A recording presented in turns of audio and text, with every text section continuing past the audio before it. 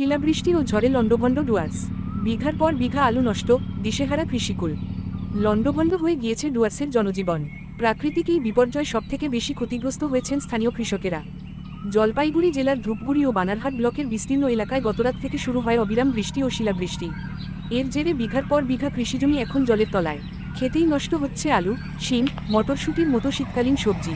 একদিকে আলুর বাজার দর নিয়ে কৃষকদের কপালে চিন্তার ভাঁজ ছিলই, তার ওপর এই অকাল দুর্যোগ তাদের কার্যত দিশেহারা করে তুলেছে।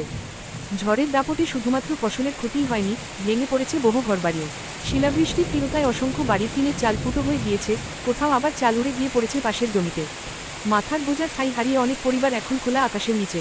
আজ সকাল থেকেও এলাকায় বিরামহীন বৃষ্টি চলছে। সব মিলিয়ে গতরাতের এই প্রাকৃতিক বিপর্যয় ডুয়ার্সের সাধারণ মানুষের জীবনে এক গভীর শোকের ছায়া নিয়ে এসেছে। সরকারি সাহায্যের অপেক্ষায় প্রহর গুনছেন ক্ষতিগ্রস্ত গ্রামবাসীরা। হ্যাঁ বলেন, কি হয়েছে? কালকে সন্ধ্যাবেলা ঝড় আসছিল, মোটামুটি ভালো ঘূর্ণিঝড় তাকে বলে। ওই ঘূর্ণিঝড় আসার পরে তো ঘর ভাঙিয়ে শেষ। কালকে শুতে পারিনি আমরা, বড় বড় পাটিটা ভেঙে গেছে, প্লাস পাকঘর, রান্নাঘর সব ইয়েগুলো সব ভেঙে পড়ছে। সবার ঘর, পাকঘর। ক্ষয়ক্ষতি কতটা? মোটামুটি লাখের পার হবে। লাখে পার হবে না? নাম? আজাদ তেওয়ারি।